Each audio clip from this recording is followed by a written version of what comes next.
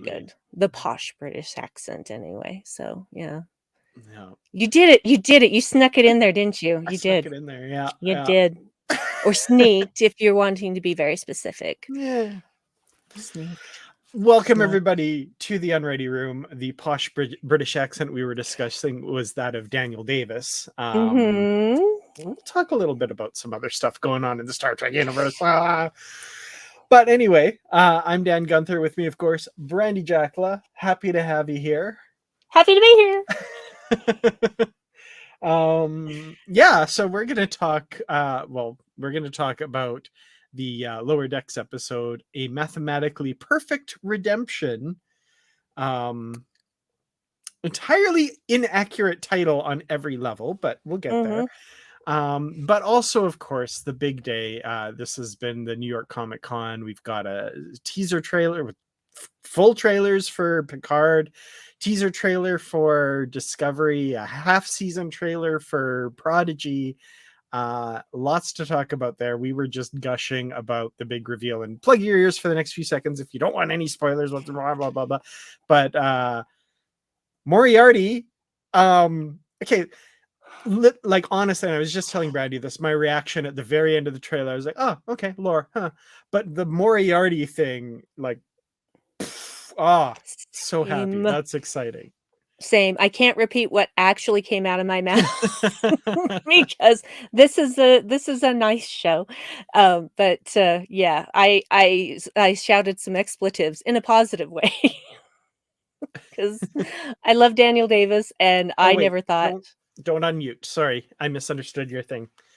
Oh, keep it muted, Wellington, just for the next few seconds. Sorry, my apologies. okay. Anyway, I'll just stop. I can't remember what I was saying. Sorry, I messed things up. I will wave It's my fine. hands when Wellington can unmute. I Yeah. screwed that up. I'm sorry. No, it's all good. What was I saying? Daniel Davis, love him, Sorry. love him. Have always loved him. Yeah. So Yeah. yeah. Yeah, very cool. Very excited to see him. He had the costume and the revolver. That was awesome. And The bowler hat. The Enterprise F, that was pretty cool. I kind of expected. I thought that might happen, but it was still pretty neat to see that realized on screen. And yeah, the lore thing, interesting. Okay, see what they do. I wanted B4, but that's just me. Yeah, like you said, narcissistic sociopath, which we're going to talk about in this episode too. Yes, we are. Discovery teaser trailer, not much there, not a lot of dialogue, kind of Indiana Jones vibes. There's the greatest treasure they're going to be searching for, something curious. Yeah, it was just a lot of really quickly cut together scenes that I just couldn't hold on to anything long enough to really try and guess what's going on. But yeah, it looks like we will have some books, so that's nice. That's cool. And Tilly's back, and of course. Well, we already knew that from Star Trek Day, so. But still great to see her there in uniform and all that stuff. And yes, don't take my Tilly. Yeah. And then the Prodigy half-season trailer, that looks really good. I'm excited for Janeway versus the Kids showdown and all of that. And I've seen the first episode. I haven't. I know, Brandi, you have access to the first 5, I think. Okay, so you've seen 2. I've seen the first 2. One. So I know a little bit about kind of what happens and what's going on, but not. There's definitely way more in the trailer than is in the episode I saw. So, all right, are we good? Should we? Anything else for trailers we want to talk about, or should we get to the episode? No. Okay, let's get to the episode. Come back. Come back. We're good. We're good. Come back. No more trailer spoilers. Yes. Yeah. So, Wellington, I can't say anything for folks in the comments. Hopefully they will also respect the no spoilers thing for those who wish it, but we won't say anything else. So I see David's asking me how many photos of Ethan I have in my Spock homage corner. Well, a lot of them are also fan art. Let's see, 1, 2, 3, 4, 5, 6, 7, 8, 9, 10, 11, 12, 13, 14, 15, 16 17, 18, 19, 20, 21, 22, 23, and there's one in the living room. So technically I have 24. Wow. Yeah. And Very I'm cool. not done. I'm not done. Are Star Trek collectors ever really done? No. No, they are No. not. No. Doesn't matter what you collect or what your particular corner of the fandom is. If we had an unlimited amount of time, we would look like that collector ship that we saw in season 2 of Lower Decks. It just Yep. expand and expand and expand. The one with the 50-foot Spock, yes. Yep. Yes, I would have. Exactly. I would be the weirdo who had that. Oh, TJ, no, you've ruined it all. How dare Yeah. you? How Yeah. dare you? All the spoilers. Darn it. So rude. Well, let's talk about this episode, A Mathematically Perfect Redemption, which Tawny Newsome had previously referred to as Bananas. And having finally watched it for myself, that's one word that I can use to describe it. There are also many other words that we could use Mhm. to describe it. I am really curious everyone's reaction to this episode and Brandi's reaction too. She was being very circumspect before we started, before we went live. She wouldn't tell me what she thought. This episode seems to have really polarized people. I have seen people saying that it is the worst episode they've ever seen. And I have seen people say that it is the best episode of Lower Decks ever that they've seen. And we'll talk about all of that. So I'm excited. First of all, we get what I think. Has there been another previously on Lower Decks, maybe coming back in season 2 or 3, but I don't remember for sure. No, because season 3 they did it in the form of like news reports. That's Mhm. what got us caught up. I can't Yeah. remember. I don't think there was. Oh yeah, I just watched season 2 opener. Yeah, and there's no previously on there at all. Mm-mm. So yeah, this was a first for Lower Decks, the previously on thing. Yes. Um, and I liked that some of it was the exact same thing we've seen. They just took it right out of the episode. But a few Mhm. other things we see from Peanut Hamper's point of view after she beams off the ship. So you just get like a little bit of an alternate angle on some things happening. And I love that animation, I think, allows you to do that a little easier than Yes. you would do in live action. So that was pretty cool. I liked that. Like immediately you're like, okay, this is something a little different. The fact that we're revisiting Peanut Hamper and the different format of the show.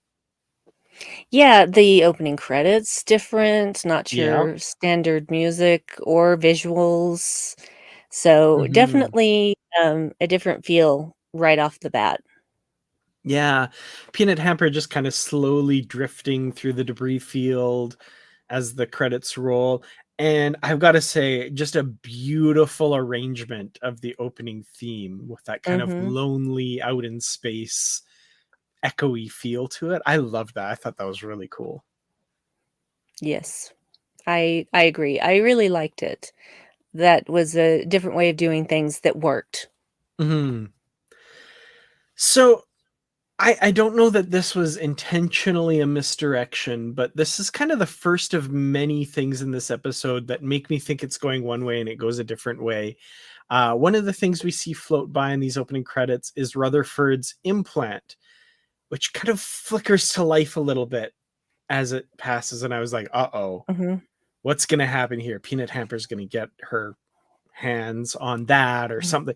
But then that doesn't figure into it at all. It just kind of drifts on by and we never see it again in this episode anyway. So I thought that was interesting. And in retrospect, like watching it a second time, I was like, was that an intentional misdirect or just a little Easter egg? Probably just a little Easter egg, but I'm always looking at these things going like, oh, what's that mean? And then nothing in this case. So Mhm. I don't It's know. a red herring. Absolutely red herring. Did you have any thoughts along those lines or? No. Basically my reaction was, "Oh god, peanut hamper." Yeah. Um Yeah, let's talk. That was my those were my thoughts during that whole opening sequence. Is like,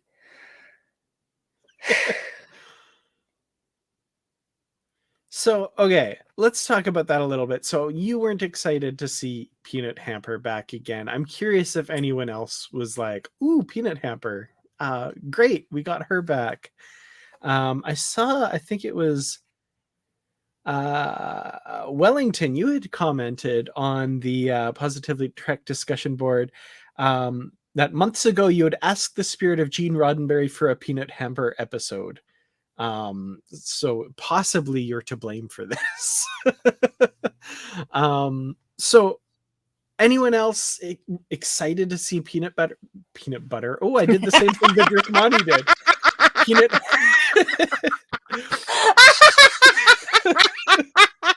that's the hardest I've laughed about this episode. Ooh, shots fired. Okay. Was anyone else really excited to see Peanut Hamper back? And Wellington, if you want to chime in, why were you so eager to see Peanut Hamper back? And I will admit, I was someone that when she first beamed out in that episode, the episode ended with her floating away. Help! Help! I was like, oh, I bet you we'll see her again, and it could be interesting. Like, it would be kind of interesting to see that come back again. So I wasn't like, jonesing for this episode, but I was thought like, oh, she'll probably show up again, kind of thing. So yeah, just curious what other people who wanted her back would think. So I also love, I do, one thing I love this episode did was take little things from previous episodes and kind of make it work. So, how's she going to get out of this situation? There's the nacelle of the Cerritos that got sheared off.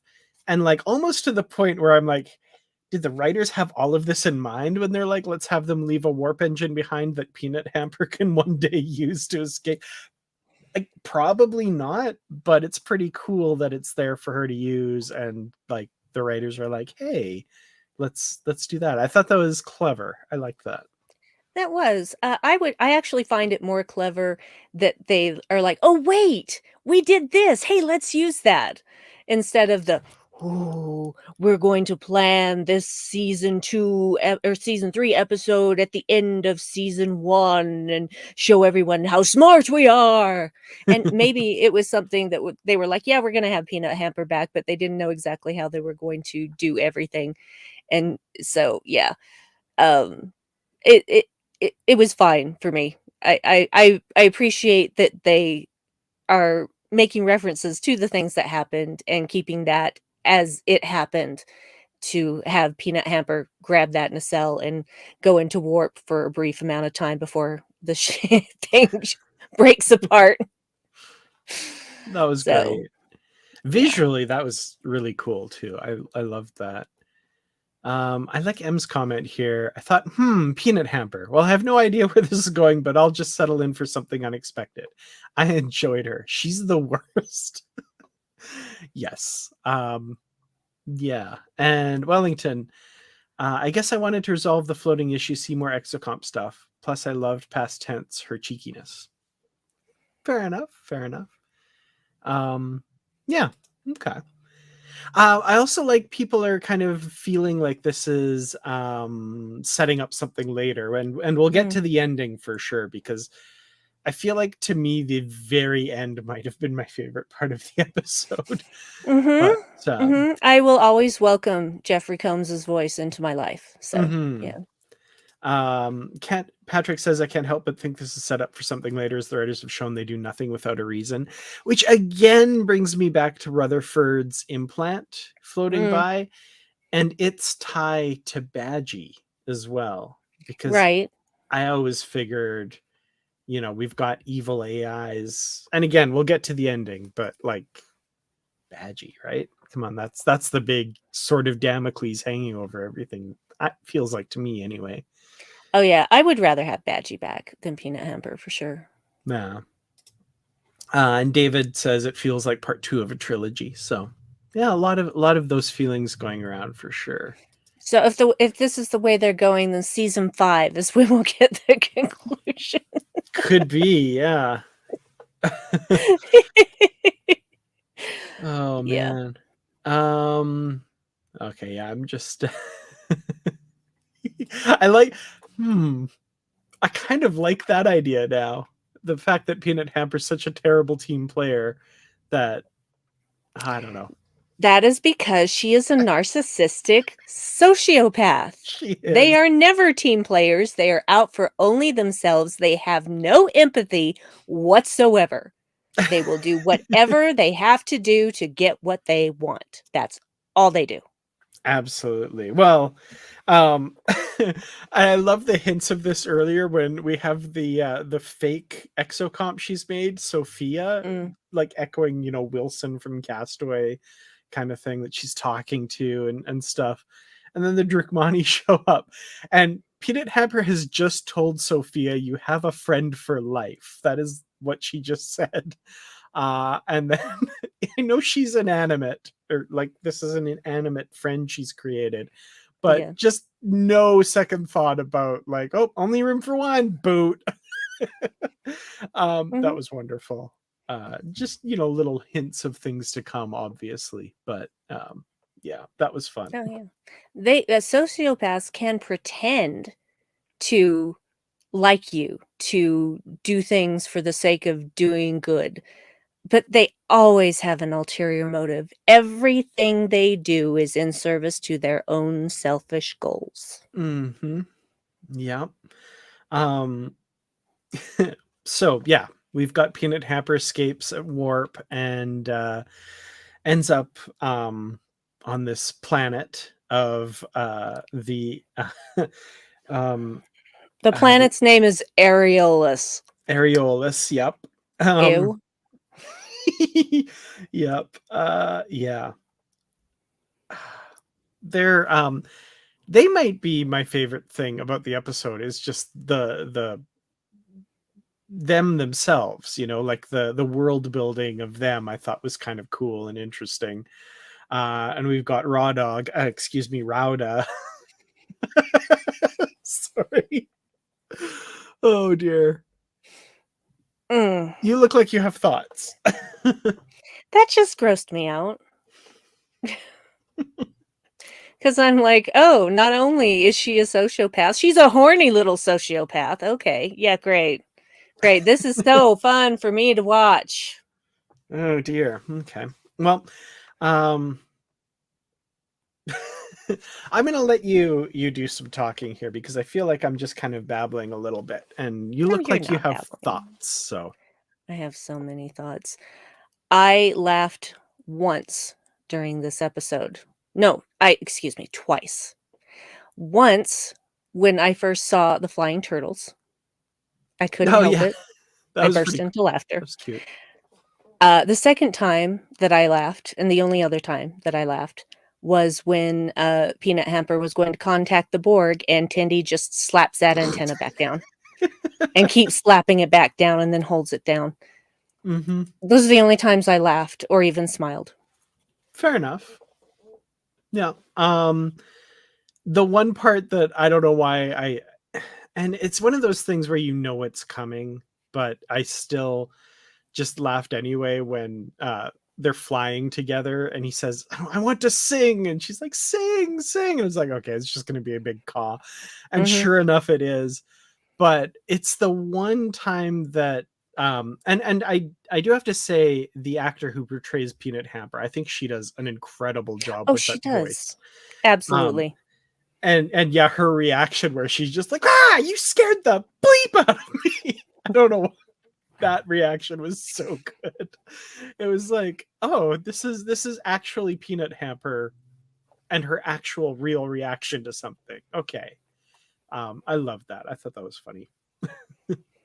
Yeah, it was, well, see, that's the thing is I knew exactly what was coming, and then when it happened, I'm just like, "Yeah, mhm, Mm-hmm. okay." And here's the thing, Fair enough. I find it very difficult to care about a story about a narcissistic sociopath.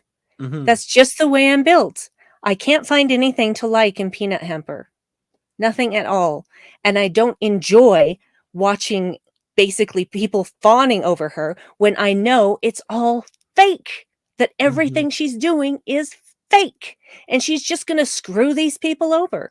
So that's it's not fun for me. It's not Mhm. enjoyable for me. And this is why I don't like Rick and Morty. You know, Hmm. it's just this is just not something that I find enjoyable. Yeah, fair enough.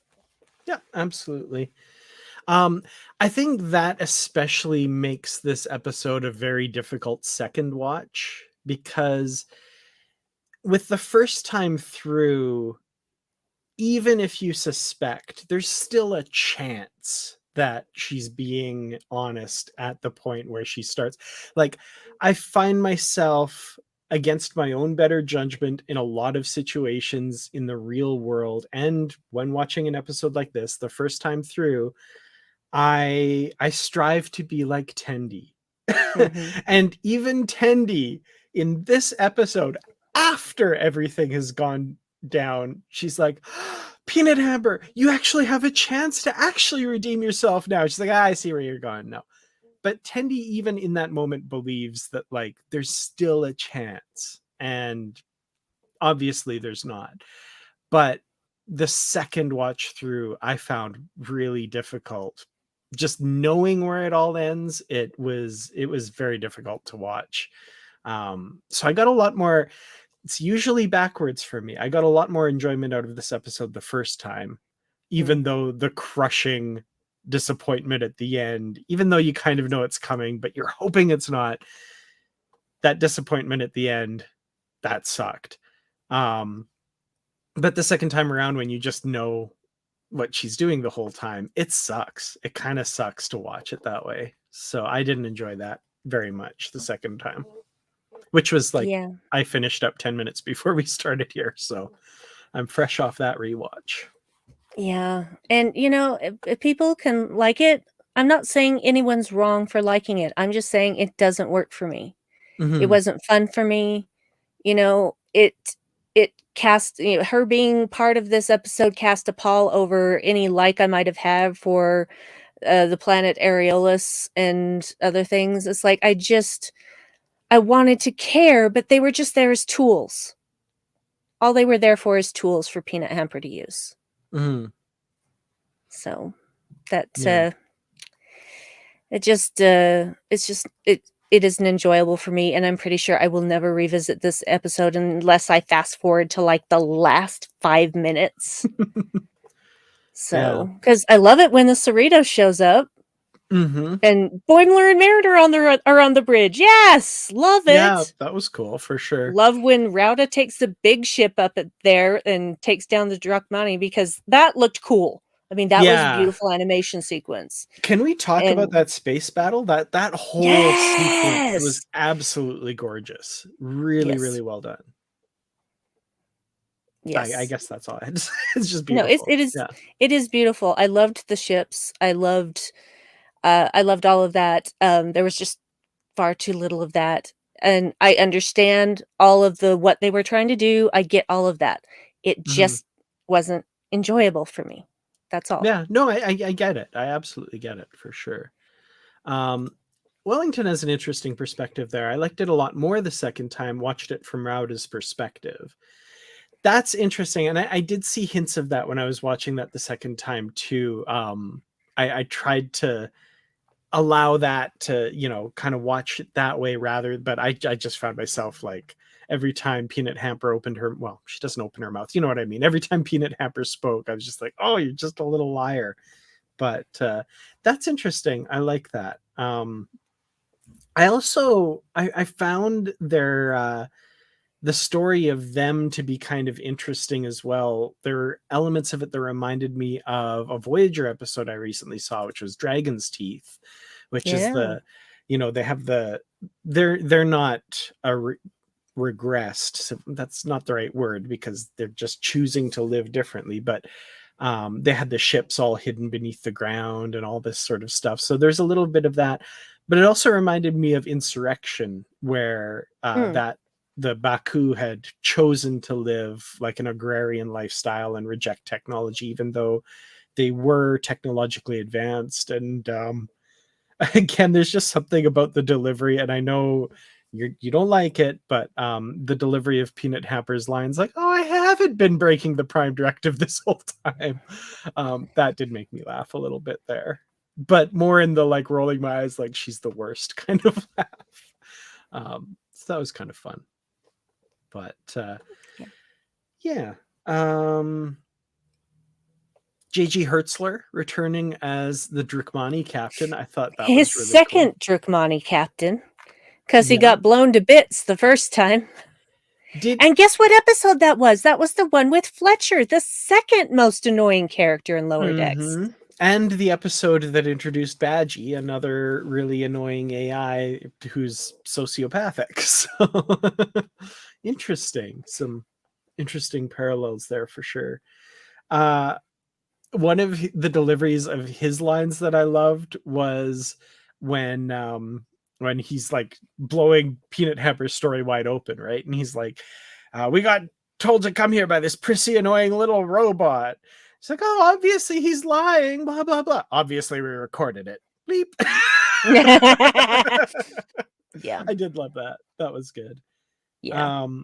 And Tendi, just the fact that she believes in the good in everyone, and but even her by the end, like you said, she's shoving that antenna down, just glaring daggers at Peanut Hamper because And rightly so, yeah. because Peanut Hamper was willing to sacrifice an entire planet just to get out of there. Yep, absolutely. Was also willing to have a bunch of people also assimilated by the Borg just to get out of there. Yeah, Because no empathy. yeah, and that's the thing too, is like, barring anyone new coming on the scene, like she's done fooling anybody. Nobody's going to be fooled by her whatsoever. So yeah, I did like, and I didn't watch it from this perspective initially, but I really like Tristan Schwartz, who TJ is here in the comments. And I'm just going to quote your comment on the Positively Trek discussion group that I love. He said, one thing I really love about this episode was its subversion of the white savior. I'm having a stroke while I speak, apparently. You're not. Was You its can do it. subversion of the white savior narrative trope of stories like Dances with Wolves and Avatar. The character built up into the ersatz white savior trope is literally a narcissistic robot who pisses off the natives into taking matters into their own hands and saving themselves. While I know some would have loved to have seen a real redemption arc for Peanut Hamper, looking at it again through that lens shows the moral bent the writers were shooting for. Still Star Trek to the core. I like that reading of it. Not just because it redeems the episode itself a little bit in my head, which it does, but I can totally see it from that perspective. And that might make me watch it again sometime, but not anytime soon. But I like that. I thought that was interesting, that like, because I did feel a little bit, I remember about halfway through the episode thinking of the white savior trope a little bit, where she was coming in and helping all the hatchlings and curing everybody and all this stuff. And I was like, ooh, this feels a little bit in that vein. And then of course it flips the script a bit there. Yeah, well, and here's the funny thing. I hate Dances with Wolves. Hate it. Hate it. Of And course. also couldn't get through Avatar to save my life. Couldn't even Because get. they're just that same white savior story over and over Yeah. again. And Absolutely. so I don't like that story to begin with. So yeah, great that they subverted that, but again, Peanut Hamper. It's just, everybody, I mean, even Tindy has given up. Now you know that there's no redemption for that little person, robot thing. Tiny witch. Tiny witch. Tiny Yeah. witch. Well, I mean, I guess if that's all we have to say about it, I guess that's all we have to say about it.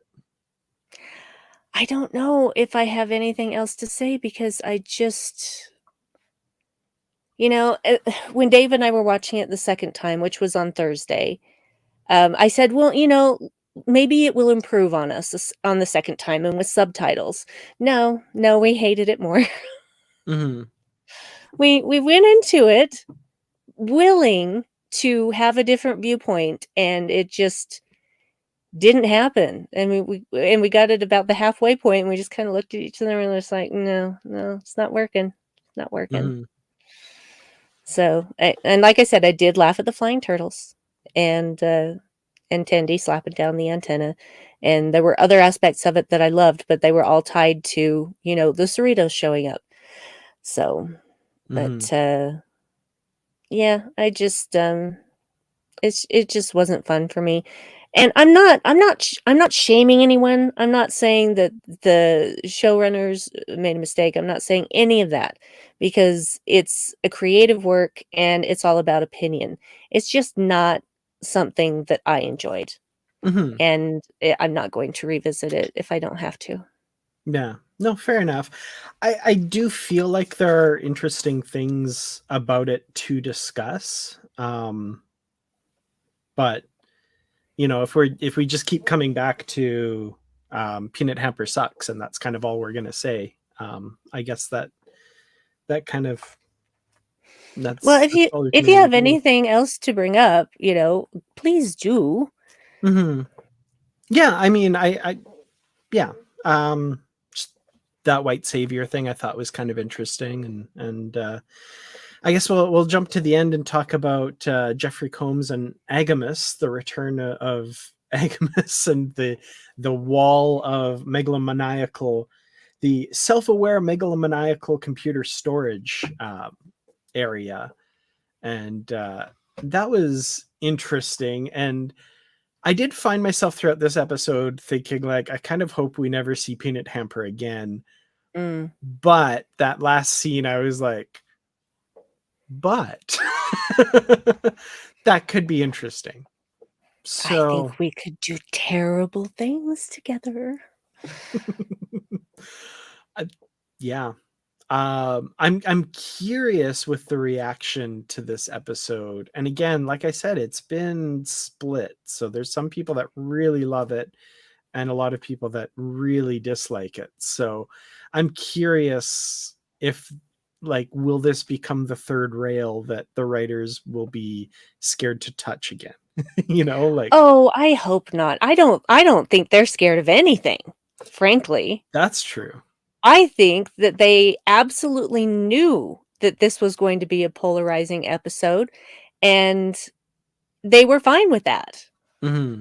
So I don't see why they would avoid this again. That would be dumb. Yeah. It's definitely, you know, it's their show. They should do with it what they want. They don't have to appease me with every single episode. That's not their job. Their job is to make the show that they want to make, and I'm Hmm. fine with that. Yeah, absolutely. Oh, and Patrick, I had this thought too. That's funny. I was thinking, like, oh yeah, Martok, and he never interacted with any of Jeffrey Combs' characters. Then I was like, oh wait, but Pink did interact with the. Did he have a name? He was. I can't remember. In some Kotzi, so that's cool. Um, that was, yeah, a bit of a reunion there a little bit, although very separate parts of the episode. So maybe they probably didn't have a reunion of any kind, actually, now that I think about it. Um, and We'll just imagine it in our head. yeah, um, I, I did kind of enjoy that, where all the computers are laughing, and just because it caused Peanut Hamper a little bit more discomfort there at the end. I was like, good, twist the knife a little bit. Um, that was fun. And this is an interesting thought. If the Jat Vash found that mad computer room, they'd go nuts. They'd all be Yeah. gone. Hmm. That place would be bombed off the face of whatever planet or station it's on. Yeah, absolutely. Well, I guess with that, one more thing I will say about this episode is it was a big swing, I think. Mhm. And I appreciate big swings. Like I said, right from the beginning, the previously on, the changed opening credits, you get the feeling this is a very different episode. And for all of however we feel about it, it was a very different episode. And I kind of have to applaud them for taking that big swing. um, I'm still not completely sure my feelings about it because, like I said, I did enjoy it that first time through. Second time through was a chore though, so it's going to be hard to revisit it. So I'm curious when I come back around and I'm rewatching season 3 how I'll feel about this. But props to Paramount and the writers, and yeah, they tried something different. That's definitely good. Yeah. I don't have a problem with that. It's they knew it wasn't going to connect with everybody. Mhm. So and they did it anyway, and that's great. Ta Absolutely, yeah. Taking risks is what you have to do in storytelling. It can't just be the same old, and they took a lot of risks in this episode, and I Mhm. applaud them for that, even if I don't enjoy the episode. Yeah. Well, final thoughts and a rating for A Mathematically Perfect Redemption, which was neither mathematically perfect nor a redemption. Yeah. I don't think I have anything further to say. I've made my feelings clear. I really wanted to like this episode, and I really wanted, especially the second time, I thought maybe there's context that I missed, and that's okay. It's Mhm. just not something that works for me personally. It's possible it's because I have dealt with narcissistic sociopaths in my actual life, and it brought back trauma for me. That's probably where this is coming from. And, again, that's my experience. So, I'm not Mhm. blaming the writers, the animators, the storyboarders. I'm not blaming anybody. Good for you. Well done. You got some guts and you took a big swing. So, I will just give this a tiny witch. Yeah, I applaud the big swing. I applaud the thinking outside the box and doing something different. Tanya Newsom was right. It's bananas. It's not going to work for everybody. I feel like it's very dependent on where I'm at when I watch it. It might have worked a Mm, lot better if I was in a different headspace or something, but I feel like it's one that, like, yeah, if you're not gonna like it, you're not gonna like it. And I think there's some interesting things to be maybe taken from it, and interesting things that it says, but um yeah, it's not enjoyable to watch a half hour of somebody being really mean. Um and then just to see them be nice and then come to the realization that, oh, they were actually just still being mean. They were just covering it up. So mhm. I'm gonna give this one. I don't know the exact numbers, but I'm gonna say I'm gonna give this a typical hatching ratio when Peanut Hamper isn't there to incubate all the eggs. So I can't remember the numbers that were given, but it's not nowhere close to 100%. So yeah. Yeah. So, there's people that love it. Definitely the lowest ratings overall that I'm seeing from the comments though. Um, yeah. So 3 out of, some 30%. That's pretty low. Yeah, skip list. Yeah. The avians, one of the avian species, Matthew from TAS, gets a shout out in Score. this episode when Peanut Hamper says they're just the poor man's Aurelians. So Mm. there's two mentioned in the animated series, the Score and the Aurelians. The Aurelians are the ones that get called out in this episode. Um, Yeah, you can tell them apart from their groin plumage or lack thereof. uh, yeah, it was satisfying seeing her get locked up at the end, but yeah. Yeah, but I don't trust her to stay there. No, of course not. Absolutely. If that story means we get Agamus back, Jeffrey Combs back as Agamus, I'd be willing to forgive that. As long as he had more lines than Peanut Hamper. Jeffrey Combs is gonna do a Shatner-esque line counting, and Yeah. no, I need. I've played more characters on Star Trek. I get the most lines.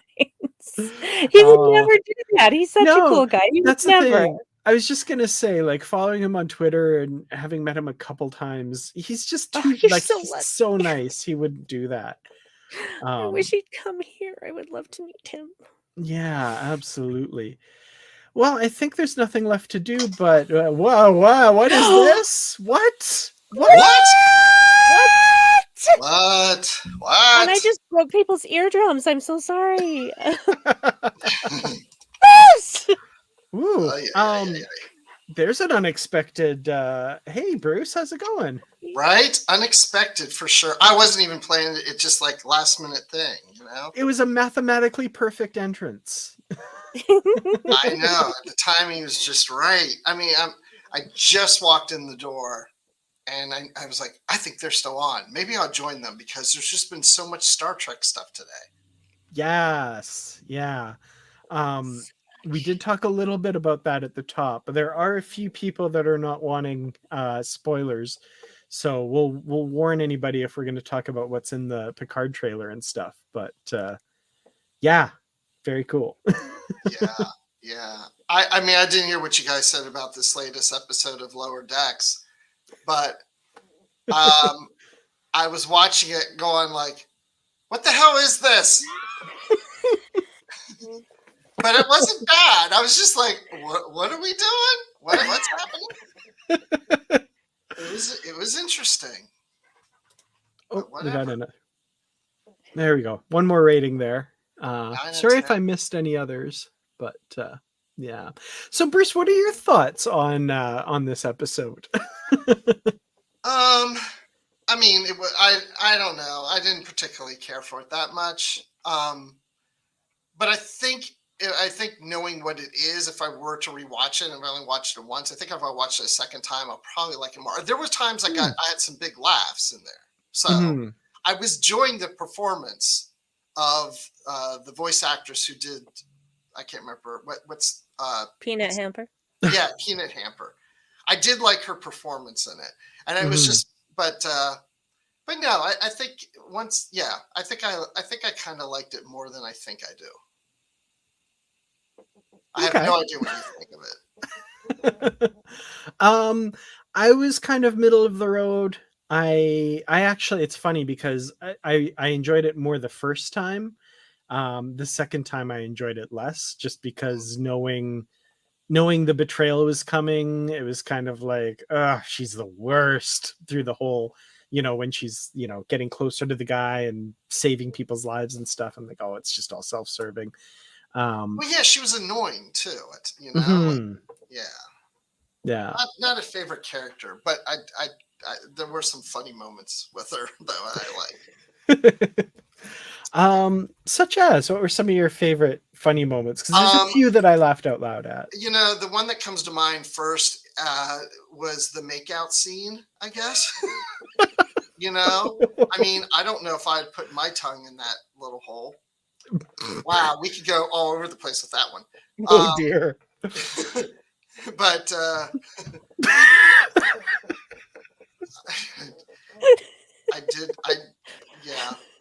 can't remember. There were some lines in there. That's all I'm gonna say. I'm gonna be quiet.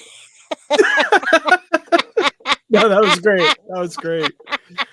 Oh man. Yeah. I missed that laugh.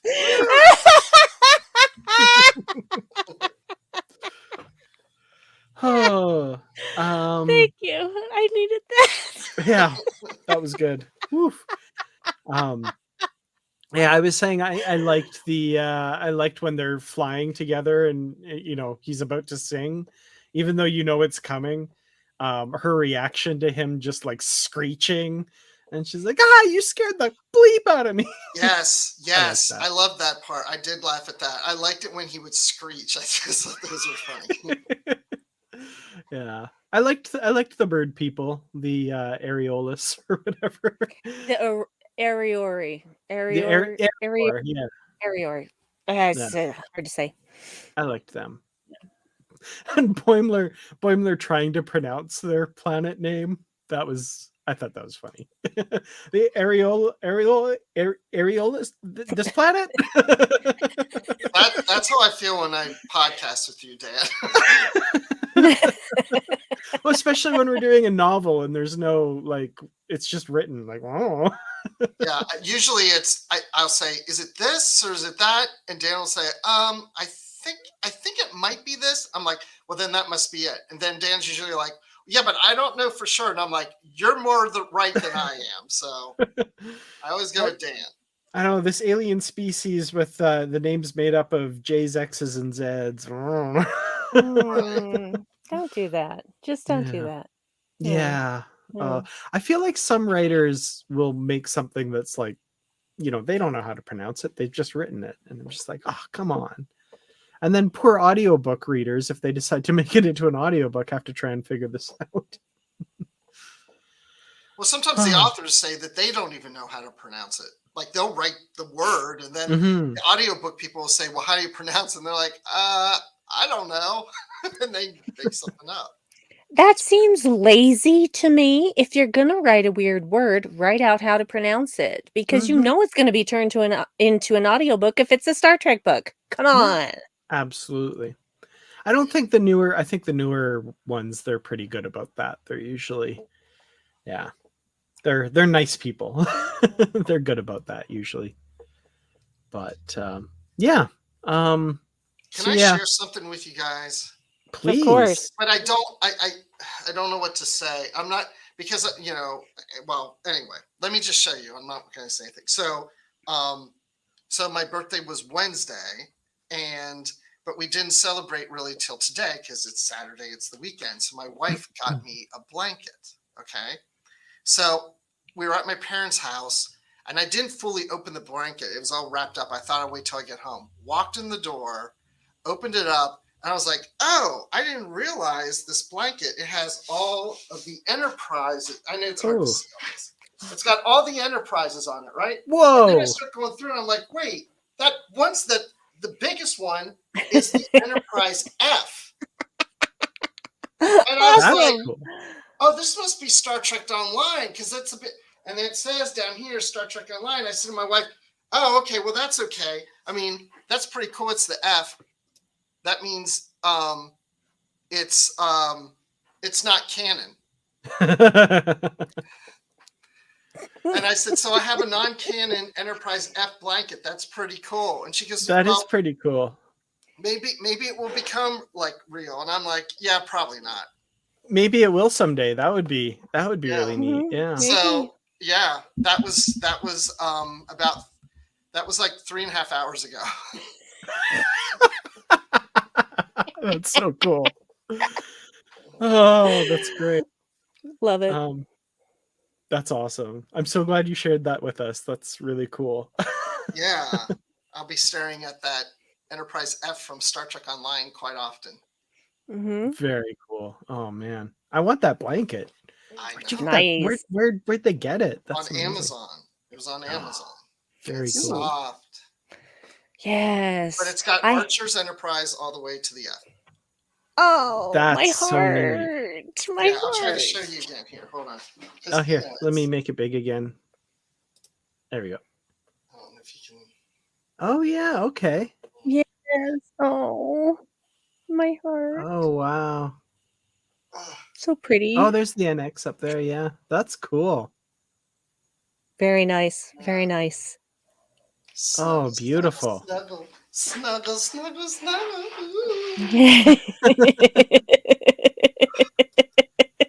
Well, happy belated birthday, Bruce. Well, That's awesome. Happy belated birthday to you too. Thank you. Oh man. Well, that's about all I had to say about the episode. Anything else to add from anybody, I guess?